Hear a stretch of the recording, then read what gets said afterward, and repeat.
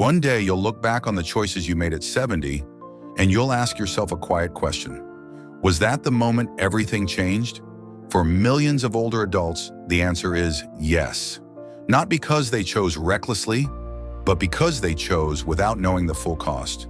There's one decision many make in their 70s that feels safe, logical, even loving, but 80% of them end up regretting it. In this video, I want to gently walk you through what that decision is and how you can avoid its biggest heartbreak. It often starts with love, a family meeting, a gentle suggestion, a brochure left on the table. Mom, we just want what's best for you. And in that moment, many say yes to something they never imagined, moving into a nursing home. It's framed as safety, as peace of mind. And for some, it truly is the right path. But what most don't realize is that this one decision quietly rearranges everything.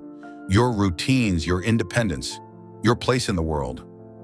Over 80% of people over 75 who move into long-term care later say, I didn't know what I was giving up.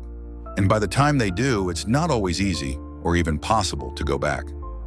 Losing my independence. For most, it's not the room that feels small. It's the loss of control. At home, you chose when to wake up, what to eat, when to rest, even when to just sit quietly and listen to the world outside your window. But inside a facility, everything runs on someone else's schedule. That's what Carl never saw coming. He was 81, stubborn, proud, and still mowing his lawn every Saturday. When his daughter suggested the move, he agreed to give it a try. But within weeks, something in him started to fade. The morning paper arrived late. His radio was replaced with a silent TV.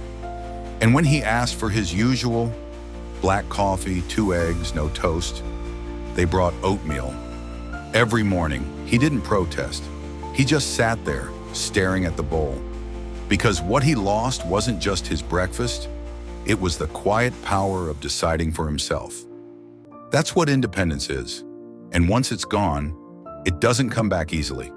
The hardest part isn't the change in routine. It's the slow unraveling of what made you feel like yourself. First, you lose the power to choose.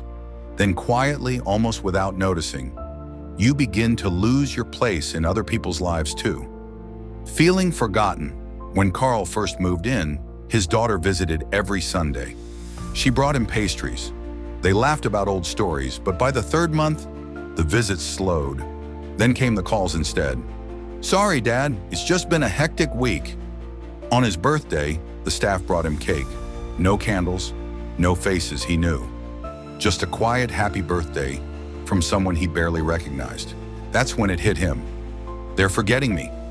The world outside doesn't mean to leave you behind, but it moves faster than the walls around you. And soon, you feel like a memory, still alive, but already fading, losing my sense of purpose. At home, even the smallest routines had meaning. Watering the plants, making coffee, folding laundry. In long-term care, those rituals vanish. Eleanor used to knit blankets for newborns at the hospital, but after her move, the yarn stayed in the drawer. One day she whispered, I don't know what I'm supposed to do anymore. But down the hall was David, a retired teacher losing his eyesight. Every Wednesday he read aloud to others, poetry, letters, news. They didn't gather for the words. They gathered to feel seen. That's what purpose does. It tells you you're still needed. Purpose keeps you upright, not just in spirit, but in body. And when the doing stops, the decline begins. Declining health faster than expected. Carl was still strong when he moved in, but within months he needed a walker. His strength didn't leave him suddenly. It slipped away in stillness. No more stairs, no grocery bags, no reaching high shelves. Because the body doesn't ask, am I old? It only asks, am I being used? And when the answer is no, it starts to shut down. But here's the good news. Movement doesn't have to be big. Stand while brushing your teeth. Walk a few extra steps each day. These aren't workouts. They're whispers to your body that say, you're still mine. Loss of privacy and dignity. At home, privacy was normal. You closed the door. You had silence when you needed it. In long-term care, that luxury fades.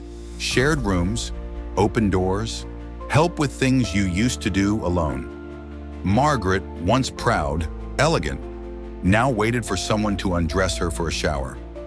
Not because she couldn't, but because that was the routine. "I feel like I have no corners of my own anymore," she said. Dignity doesn't shout, but when it's missing, its absence is loud, but it can be protected. Ask for your space. Keep your favorite mug. Choose your clothes. And if you're a caregiver, ask questions, not just permissions. Dignity lives in the moments when someone simply says, "Would you like the door closed?" Realizing it's harder to leave than you think. Frank thought he'd stay for the winter. Just a few months, but the months passed, and by spring his home had changed. Bills taken over, items sold, muscles weaker. And the worst part, he no longer felt confident he could live alone. What began as just for now became probably forever. But there's still hope. Start early.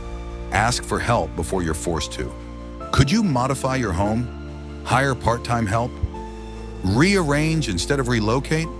Because when you wait too long, choices shrink and freedom fades without a sound, believing it was the only option. Most people don't regret the decision itself. They regret not knowing they had other options. No one told them about in-home care, or volunteer programs, or adaptive home changes. They didn't ask because they were scared, but Helen did. At 77, her daughter helped her find solutions. A nurse twice a week, groceries delivered, rails installed. And every morning in her own kitchen, Helen whispered, "I'm still here. This is still mine." Growing older isn't the regret. The regret is giving up too much, too soon, before you knew what you were giving up. But you're here. You're listening. That means you still have time.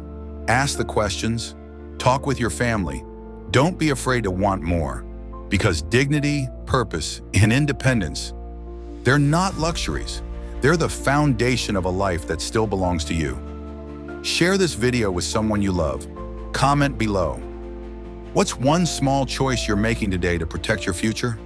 The more we speak, the fewer regrets we carry, and the more peace we create for the years still ahead.